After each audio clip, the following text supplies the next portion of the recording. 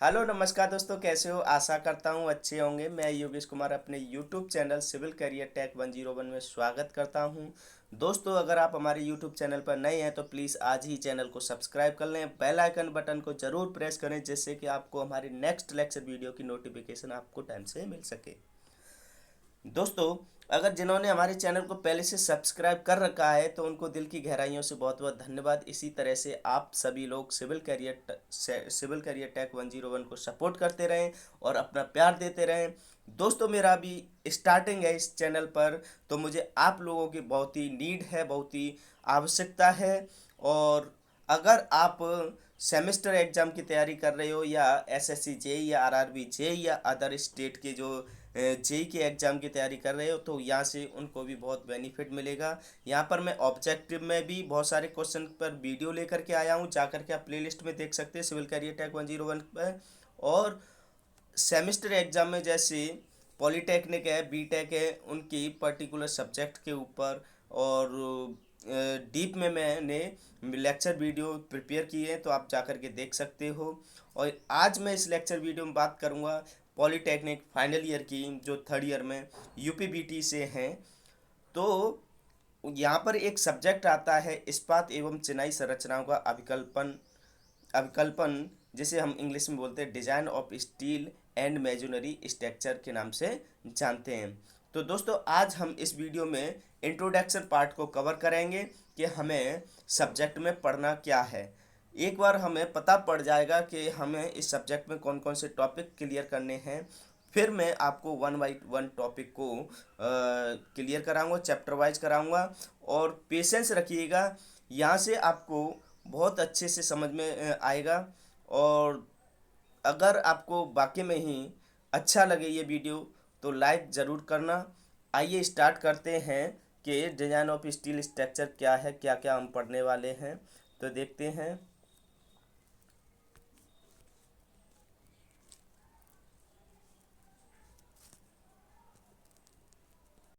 क्या है कि इस्पात एवं चिनाई संरचनाओं का अभिकल्पन, डिजाइन ऑफ स्टील स्ट्रक्चर, इसका सिलेबस देख लेते हैं। दोस्तों, सिलेबस क्या है कि इसमें हम देखेंगे कि बेसिक्स ऑफ डिजाइन स्ट्रक्चर के बेसिक्स देखेंगे।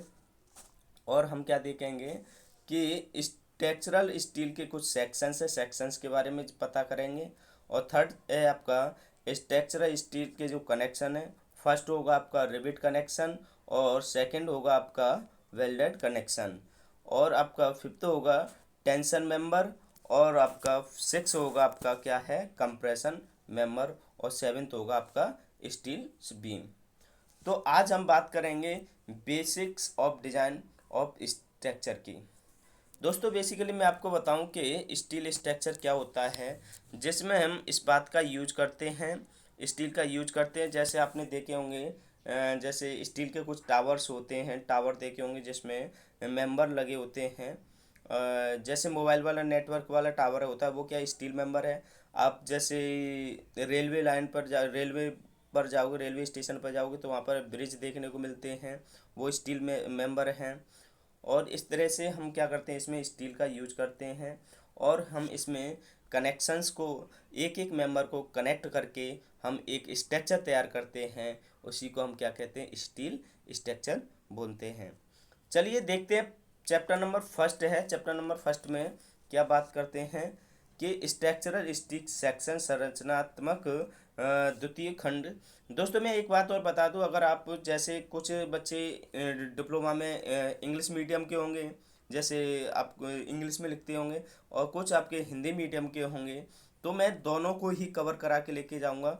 अब थोड़ा आपको, अगर आप डिप्लोमा कर रहे हैं तो थोड़ा मेन मेन जो आपके वर्ड्स हैं वो आपके इंग्लिश में मैं बताता जाऊंगा, बाकी तो सेम है। कॉम्बिनेशन लेकर के आया हूँ, इंग्लिश वाले भी कवर कर सकते हैं और हिंदी वाले भी कवर कर सकते हैं, कुछ ज़्यादा है नहीं है। इंग्लिश मीडियम वालों को भी थोड़ी बहुत हिंदी तो आती है, ऐसी बात नहीं है। हिंदी आपको 10th 12th में सब्जेक्ट पढ़ाया जाता है, और इंग्लिश मीडियम वालों को तो हिंदी पढ़ाई जाती है। हिंदी वाले तो हिंदी पढ़ते ही हैं। चलिए देखते हैं क्या है। पहले देखते हैं स्टील को, स्टील क्या होती है, इसकी कंपोजिशन ऑफ मटेरियल्स देखते हैं।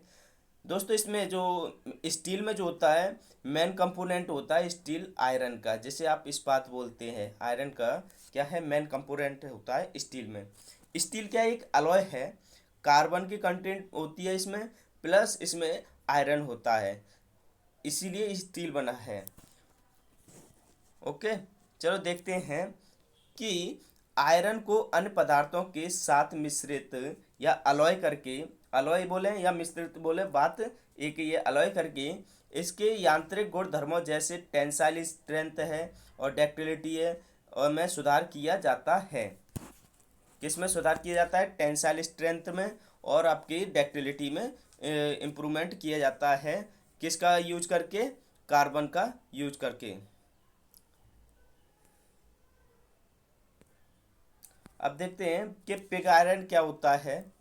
कि पिग आयरन जैसे आपने देखा होगा कच्चा लोहा जिसे बोलते हैं, यानी कि सामान्यतः लोहा पिग आयरन के रूप में उपलब्ध होता है। कच्चा लोहा अयस्कों जो ओर्स बोलते हैं को झोंका भट्टी में पिघलाकर बनाया जाता है। आपकी जो झोंका भट्टी होती है उसमें इसे पिघला करके हम क्या करते हैं? पिग आयरन को बनाते हैं, जिसे हम क्या बोलते हैं? कच्चा लोहा बोलते हैं। इसके जो ओर्स होते हैं, जो अयस्क होते हैं, उनसे ही हम इनका निर्माण करते हैं। अब देख लेते हैं नेक्स्ट क्या है। नेक्स्ट क्या है कि कास्ट आयरन। सेकंड है आपका कास्ट आयरन, जिसे आप डलवा लोहा कहते हैं। पिग आयरन के शुद्धिकरण से, पिग आयरन का जो शुद्धिकरण करके कास्ट आयरन प्राप्त होता है। कास्ट आयरन में कार्बन की जो मात्रा होती है 2 से 4% होती है। इसकी tensile strength in compressive strength कैसी होती है? ज़्यादा होती है, यानी कि इसकी जो कम टेंसाइल स्ट्रेंथ होगी वो कम होगी और कंप्रेसिव स्ट्रेंथ ज़्यादा होगी। दोस्तों यहाँ पर इस तरह से मैंने एरो यहाँ पे शॉर्ट में दिखा दिया है, आप अपने अकॉर्डिंग अपने वर्ड्स में इनको इंडिकेट करना। यानी कि टेंसाइल स्ट्रेंथ नीचे को एरो है तो इसका मतलब कम होती है, और tensile strength sorry compressive strength का जो एरो है ऊपर है तो उसकी स्ट्रेंथ ज़्यादा होती है। किसकी? कास्ट आयरन की या रॉट आयरन की, सॉरी कास्ट आयरन या ढलवा लोहा की। अब देखते हैं नेक्स्ट क्या है। थर्ड है आपका कि रॉट आयरन। क्या है थर्ड? क्या है आपका? रॉट आयरन है, जिसे आप पिटवा लोहा भी बोलते हैं। यह लोहे का शुद्ध रूप है। यानी कि दोस्तों जो रॉट आयरन है ये क्या? लोहे का शुद्ध रूप है। इसमें क्या होता है? इसमें कार्बन की मात्रा लगभग 0.15% होती है। ये कार्बन की जो कंपोजिशन है, जो मात्रा है, उसको जरूर याद रखना। इसमें कार्बन की मात्रा लगभग कितनी रहती है? 0.15% होती है। और इसमें क्या है? डक्टिलिटी इन मेलिबिलिटी का गुण अधिक होता है। डक्टिलिटी एक प्रॉपर्टी होती है मटेरियल की, जिसे आप पतले तारों पतले वायरों में खींच सकते हैं। और मेलिबिलिटी क्या है? पतली थिन शीट में आप कन्वर्ट कर सकते हो जब उस पर हैमर से फोर्स लगाते हो, पीट पीट करके पतली चादरों के रूप में कन्वर्ट कर सकते हो। तो उसे क्या बोलते हैं? मेलिएबिलिटी बोलते हैं। और जिसे थिन वायर यानी कि पतले वायरों में उसको खींचा जा सके उसे हम क्या बोलते हैं? डक्टिलिटी बोलते हैं। तो आपको रॉट आयरन में क्या रखना है? 0.15%। तो इसमें क्या होती है? कंपोजिशन होती है किसकी? कार्बन की। और इसकी जो अंदर जो होता है डक्टिलिटी और मेलिएबिलिटी का गुण होता है। देखते हैं next question, sorry next steel. अब स्टील क्या होती है? एक पर्टिकुलर वर्ड्स है स्टील क्या होती है। इसमें 1.5% तक कार्बन होता है, उसे आप स्टील कहते हैं। स्टील भी कई प्रकार की होती हैं, जैसे फर्स्ट है माइल्ड स्टील है, जिसमें कार्बन की कंटेंट जो होता है कम होती है। कार्बन की कंटेंट कितनी होती है? 0.15% से 0.3% तक होती है, इसीलिए इसकी स्ट्रेंथ भी क्या होती है? कम होती है।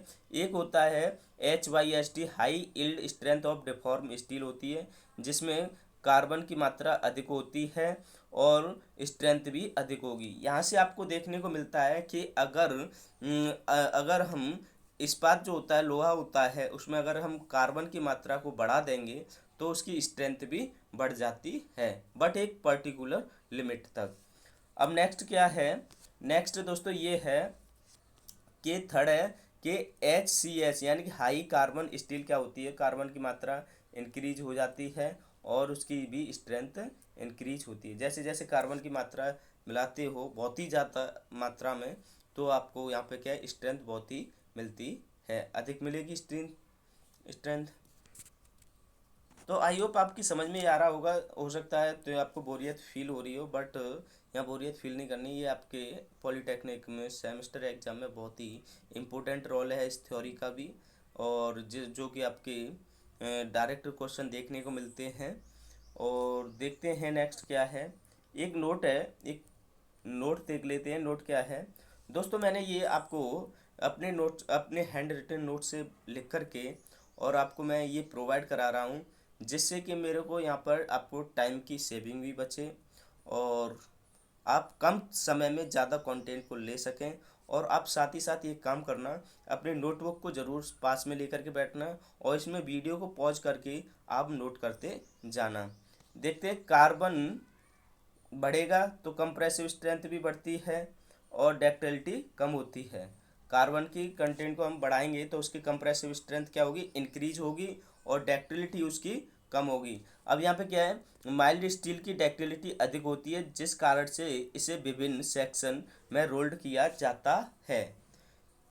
यानी कि माइल्ड स्टील में क्या है, डक्टिलिटी का गुण अधिक पाया जाता है, इसीलिए हम क्या कर सकते हैं, इसे रोल्ड कर सकते हैं।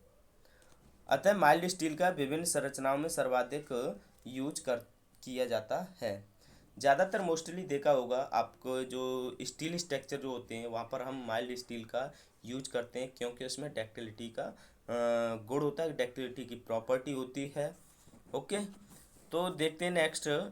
अब हम देखते हैं प्रॉपर्टी की बात करेंगे कि स्टील की कुछ प्रॉपर्टीज़ होती हैं जो स्ट्रक्चर में यूज करने से पहले उसकी प्रॉपर्टी को जानना भी बहुत इंपॉर्टेंट है, क्योंकि बिना प्रॉपर्टी के आप स्ट्रक्चर को नहीं बना सकते। बना तो दोगे, बट उसको किस पर्पज से बना रहे हो, तो उसके लिए वो कैसे डिसाइड करना है वो डिपेंड करेगा इनकी प्रॉपर्टी पर। ओके, देखो फिजिकल प्रॉपर्टी की बात करूँगा मैं। भौतिक गुण यानी कि भौतिक जो फिजिकली कैसे देखने को मिलती है। फर्स्ट है उसकी डेंसिटी होती है, स्टील की वो होती है 7850 किलोग्राम पर मीटर क्यूब, यानी कि 7850 किलोग्राम पर मीटर क्यूब उसकी डेंसिटी होती है। और इसका कोफिशिएंट ऑफ लीनियर एक्सपेंशन होता है, वो होता है -Q 1 × 10⁻⁻6 पर डिग्री सेंटीग्रेड होता है।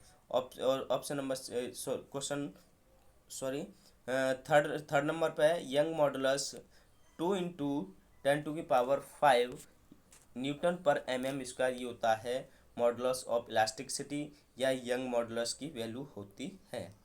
तो दोस्तों हमने पहले ही डिस्कस कर चुके थे आपका किस में, सोम में, कि मॉडुलस ऑफ इलास्टिसिटी क्या होती है। ये एक प्रॉपर्टी होती है मटेरियल की, ये सॉरी कोई कांस्टेंट होता है।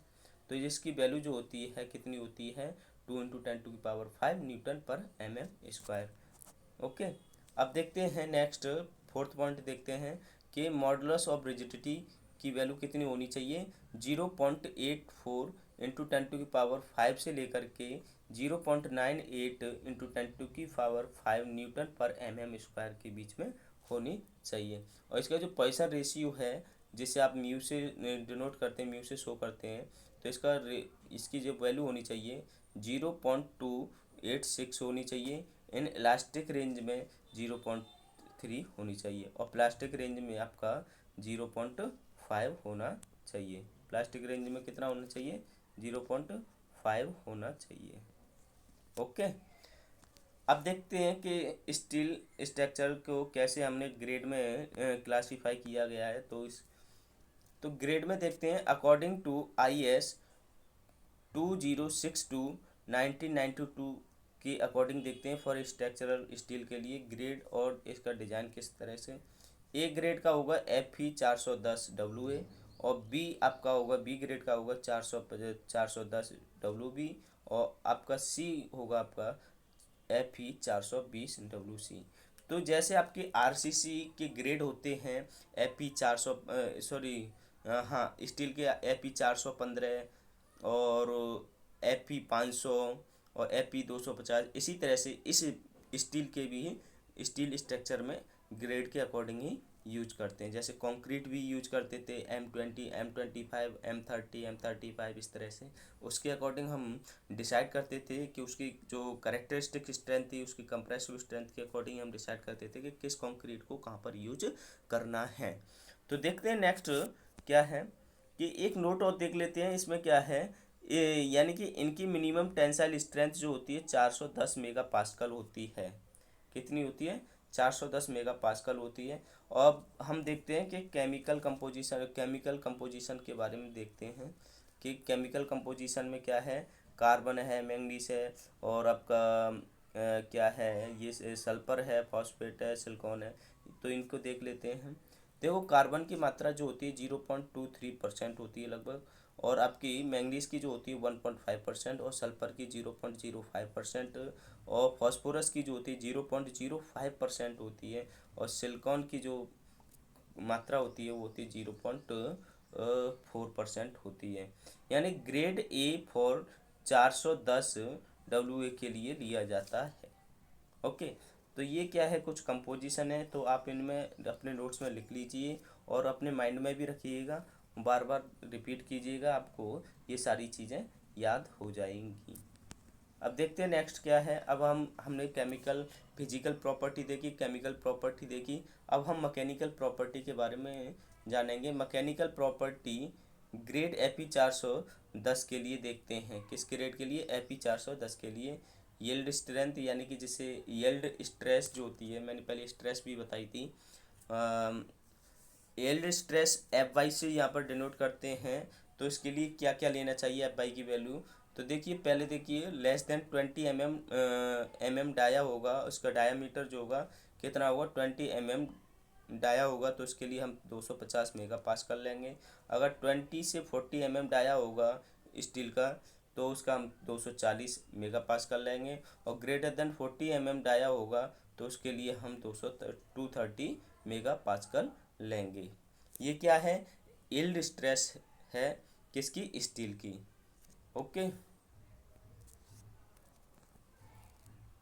यील्ड स्ट्रेस का मतलब क्या है? मैक्सिमम जो स्ट्रेस है, आप इतनी ले सकते हैं।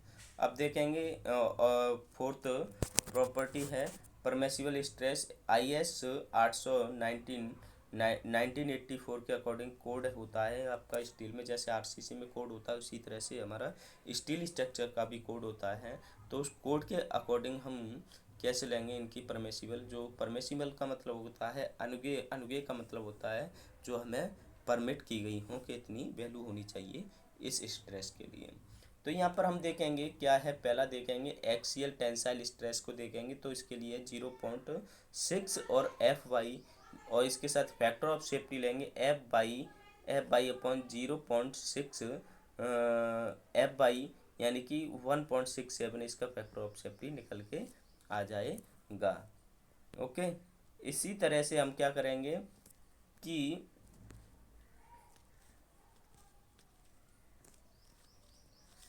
इसी तरह से हम क्या करेंगे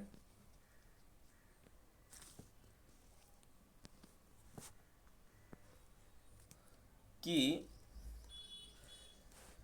बेंडिंग स्ट्रेस देखेंगे। बेंडिंग स्ट्रेस के लिए क्या है? बेंडिंग स्ट्रेस के लिए 0.66 FY, और इसके लिए फैक्टर ऑफ सेफ्टी लेंगे। तो दोस्तों, थोड़ा सा डिसबैलेंस हो गया था कैमरा। तो इसके लिए FOS की जो फैक्टर ऑफ सेफ्टी लेंगे FY अपॉन 0.66 FY, जिसे आप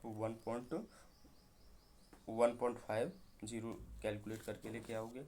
अब आपका है क्या है, शियर स्ट्रेस जो लेंगे, मैक्सिमम शियर स्ट्रेस होगी वो कितनी होगी? 0.45 FY होगी।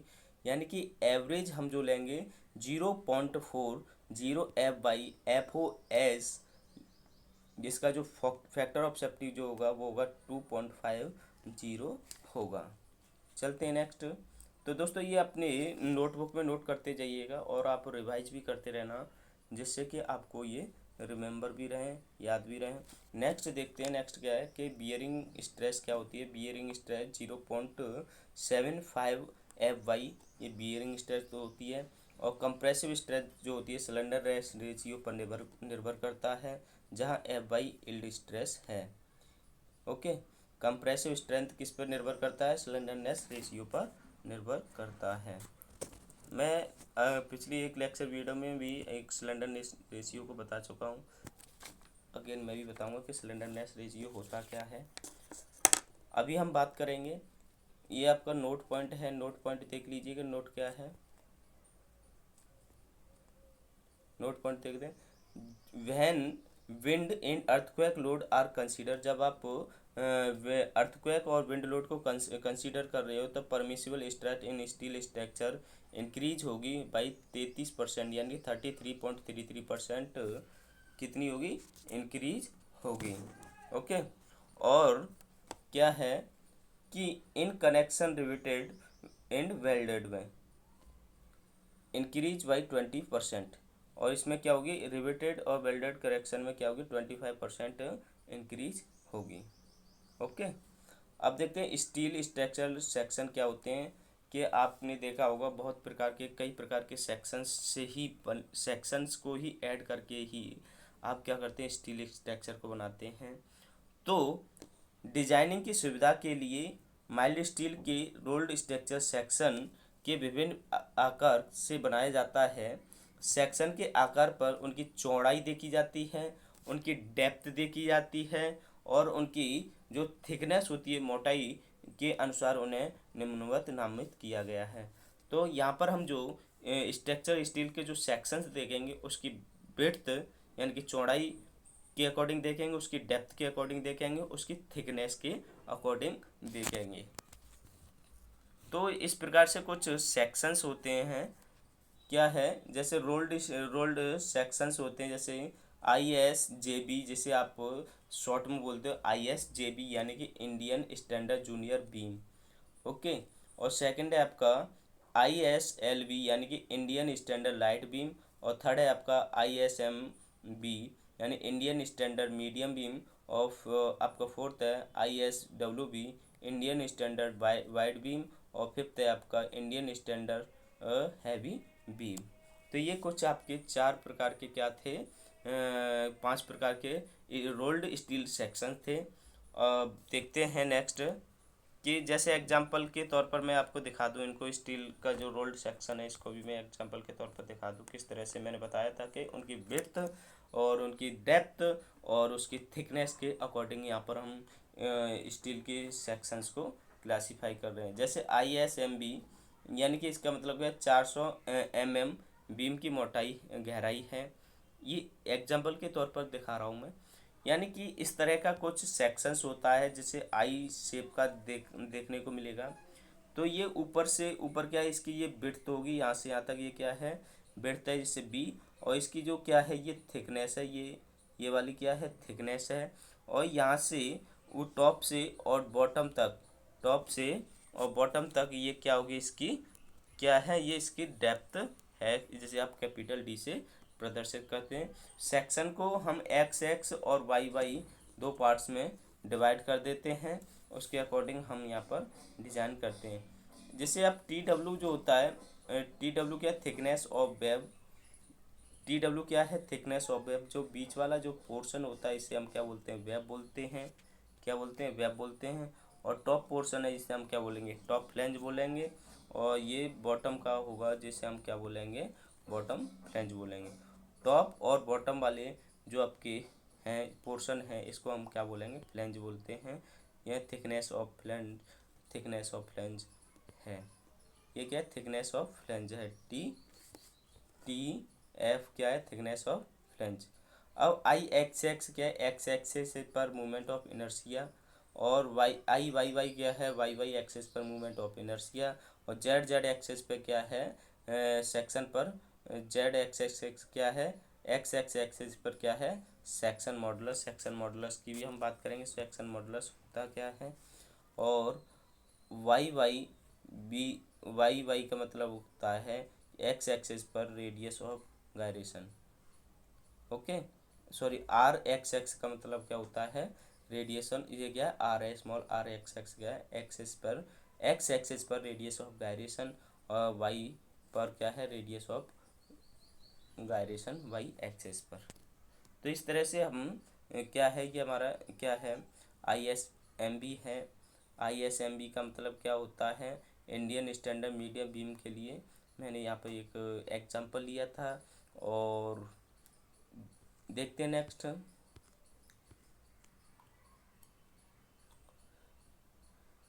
देखिए एक नोट है, नोट को भी देख लीजिएगा कि उपयुक्त सभी वैल्यू स्टील टेबल में दे रखी हैं। आपकी स्टील टेबल है एक, उसमें दे रखी है। अब यहाँ पर क्या है, इसका आई सेक्शन का कुछ एक क्या होता है, आई सेक्शन का मैंने कुछ ड्रॉ किया है, बेंडिंग स्ट्रेस और शियर स्ट्रेस का डायग्राम। तो देखिए जब स्टील स्ट्रक्चर पर जब ऊपर से लोड पड़ता है, स्टील स्ट्रक्चर पर ऊपर से लोड पड़ेगा इस तरह से, एक सेकेंड, इस तरह से अगर स्टील स्ट्रक्चर पर लोड पड़ेगा तो ये हमारा टॉप वाला जो फ्लैंज होगा वो क्या होगा, कंप्रेस में होगा, क्योंकि ऊपर से लोड पड़ रहा है तो ऊपर से कंप्रेस होगा।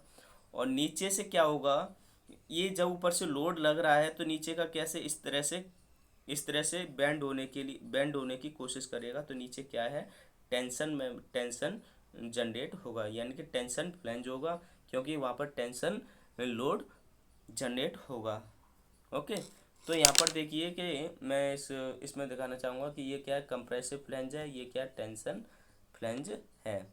तो ये जो डायग्राम है ये किसका है, बेंडिंग स्ट्रेस का है। मैंने आरसीसी वाले में बता रखा था कि बेंडिंग स्ट्रेस डायग्राम कैसे डेवलप होता है।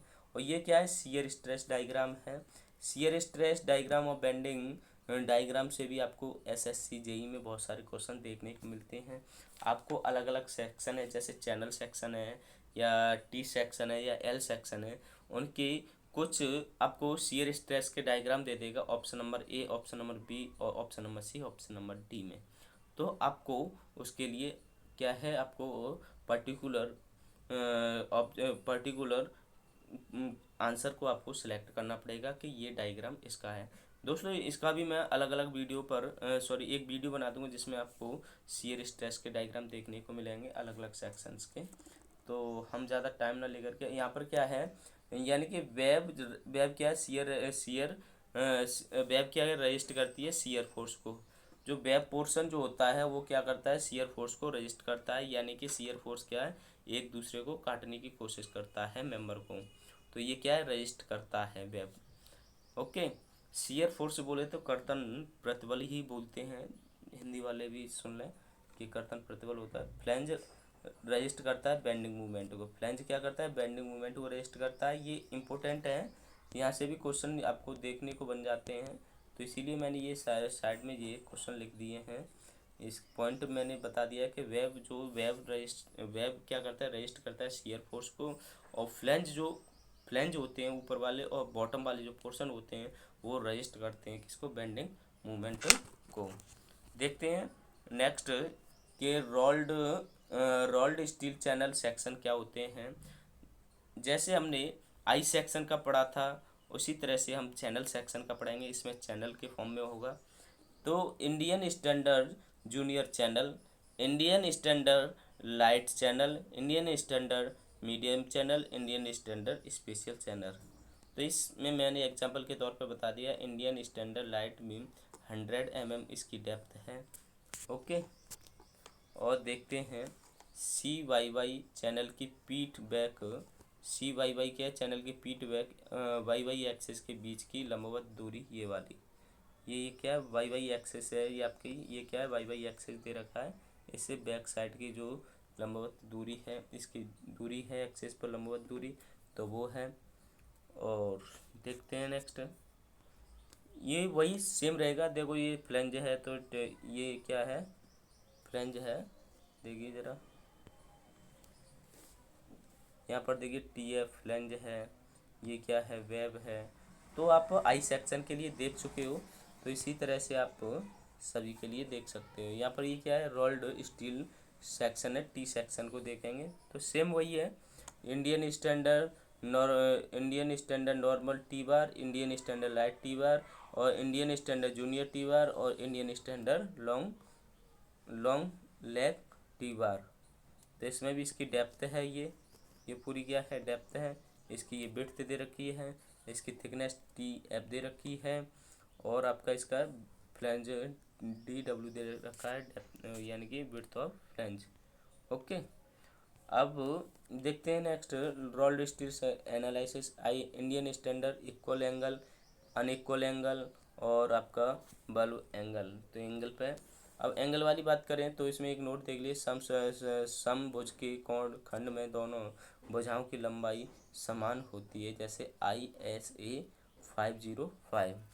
तो दोस्तों मैं ये भी बताऊंगा आपको आगे चल के कि क्या होती है। अब ये असमभुज किसकी बात कर रहा है, असमभुज कोण खंड में दोनों भुजाओं की लंबाई समान नहीं होती है। तो हम वन बाई वन देखेंगे।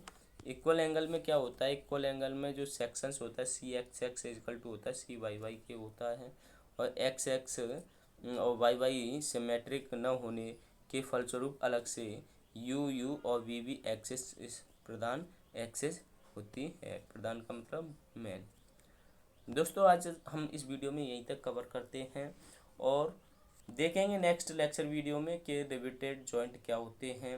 वीडियो ज़्यादा लंबा हो जाएगा और देखेंगे। अब इसके बाद क्या है, ये बेसिक पार्ट था आपका स्टील स्ट्रक्चर का। तो इन चीज़ों को आप अपने नोटबुक में लिखिएगा और बार बार आप रिपीटेशन याद कीजिएगा। आपको मैं एक बात बता दूं कि ये तो इंट्रोडक्शन पार्ट था। जनरली हमें यहाँ से एक दो क्वेश्चन आपका बन जाता है इंडियन स्टैंडर्ड ये रोल्ड सेक्शन से। यहाँ तक एक दो क्वेश्चन आपको SSC जेई और RRB जेई किसी भी स्टेट जूनियर इंजीनियर के एग्ज़ाम में देखोगे तो आपको यहाँ से एग्ज़ाम में डायरेक्ट क्वेश्चन देखने को मिलेंगे। तो मैं आपको आपके सेमेस्टर के एग्ज़ाम पॉइंट व्यू से और आपके जो आपके competitive SSC JE RRB JE यानी कि इंजीनियरिंग के जो एग्ज़ाम के पॉइंट ऑफ व्यू से, दोनों पॉइंट ऑफ व्यू से लेकर के चलूँगा। यहाँ पर जहाँ जहाँ मुझे रिक्वायर्ड होगी तो आपको यहाँ पे बताता जाऊँगा कि आपको अलग से फिर स्टील ना पढ़ना पड़े जब आप यानी कि तैयारी कर रहे होंगे SSC जेई RRB जेई। अभी आपके पास प्रेशर होगा, बहुत सारी सब्जेक्ट होंगे, यानी कि लगभग 6-7 सब, मेरे ख्याल से 5-6 सब्जेक्ट होती हैं डिप्लोमा में हर सेमेस्टर में। तो उन सब्जेक्ट को आप कंटेस्ट कीजिएगा और अपने एग्ज़ाम में अच्छी परसेंटेज वगैरह लेकर के आइएगा, बैक नहीं आनी चाहिए। और यहाँ से मैं स्टार्ट करूँगा कि रिवेटेड जोड़ क्या होते हैं और नेक्स्ट लेक्चर वीडियो में। तो यहाँ से मैं आपको कि रिवेटेड के कनेक्शंस क्या होते हैं, रिवेटेड क्या होती है, किस तरह से होती है, तो इन चीज़ों को मैं एक एक पॉइंट को समझाऊंगा। ओके, तब तक आप इन नोट्स को बना लीजिए। ये नॉर्मल इसकी जो कुछ क्या थी, इसकी इंट्रोडक्शन पार्ट था और इसे आप डायरेक्ट लिख सकते हो और अपने नोटबुक में, और कमेंट बॉक्स में ज़रूर बताइएगा जिससे कि मुझे पता चले कि मुझे और अपनी वीडियो में क्या इम्प्रूवमेंट करना है। दोस्तों चैनल को सब्सक्राइब ज़रूर कर लें, आप लोगों की मुझे बहुत नीड है। जो कि हमारे भाई दोस्त जो हैं पॉलिटेक्निक कर रहे हैं, इंजीनियरिंग के एग्ज़ाम की तैयारी कर रहे हैं, उनके पास तक मेरी ये वीडियो की रीच पहुंच सके और उनको यहाँ से पता पढ़ सके कि यहाँ पे फ्री ऑफ कॉस्ट डिटेल में सब्जेक्ट को पढ़ाया जा रहा है योगेश सर के माध्यम से। तो ठीक है, तो देखते हैं नेक्स्ट लेक्चर वीडियो में। आप अपने नोटबुक में नोट करती जाइएगा, कमेंट बॉक्स में ज़रूर बताइएगा कि लेक्चर वीडियो आपको कैसा लगा। दोस्तों मैं कोशिश करूँगा 1 के मेरे कंप्लीट हो जाएंगे तो मैं आपको लाइव भी पढ़ाया करूँगा और कोशिश कर रहा हूँ कि अगर आपको बोर्ड के माध्यम से और बताया जाए तो और बेस्ट बेस्ट रहेगा। बट यहाँ पर कुछ पोर्शन ऐसा है कि आप डायरेक्ट समझ सकते हो, इसमें कोई ज़्यादा वो प्रॉब्लम आएगी नहीं। कोशिश करूँगा कि मैं 2-4 दिन में अपना बोर्ड सेटअप बना करके आपको बोर्ड के माध्यम से ही पढ़ाऊँ, जिससे कि आपका जो कंसंट्रेशन है आपका अच्छा हो सके और आपको समझ में आ सके। तो तब तक के लिए बाय बाय, और मैं आज्ञा लेना चाहता हूँ। और अपने दोस्तों को बताइएगा कि यहाँ पर design of steel structure and masonry structure के DSMS सब्जेक्ट जो है योगेश सर के द्वारा पढ़ाया जा रहा है। और मुझे कमेंट बॉक्स में अपना फीडबैक ज़रूर दीजिएगा कि कैसा मेरा लेक्चर वीडियो लग रहा है। और मिलते हैं फिर नेक्स्ट वीडियो में। और यहाँ पर मैं आपको एक वीडियो पर्टिकुलर पर डे आपको देता रहूँगा। और जो अलग सब्जेक्ट हैं, जो भी नए हैं, जिनको अगर इस वीडियो के माध्यम से मेरे पास आए हो तो आप जाकर के प्लेलिस्ट में देख लीजिएगा, अलग अलग टॉपिक पर आपकी वीडियो होंगी। और यहाँ पर मैं क्या है, एसएससी जेई आरआरबी जेई के कुछ मोस्ट इम्पोर्टेंट जैसे टॉप 50 ले आया, टॉप 40 क्वेश्चंस हैं, जैसे अकॉर्डिंग टू मी, जैसे मैं एनालिसिस कर चुका हूँ कहाँ से क्वेश्चन ज़्यादा पूछे जाते हैं, तो उनके ऊपर वीडियो हैं ऑब्जेक्टिव टाइप की, तो वहाँ से आप देख सकते हैं। और तब तक के लिए बाय बाय, जय हिंद, वंदे भारत।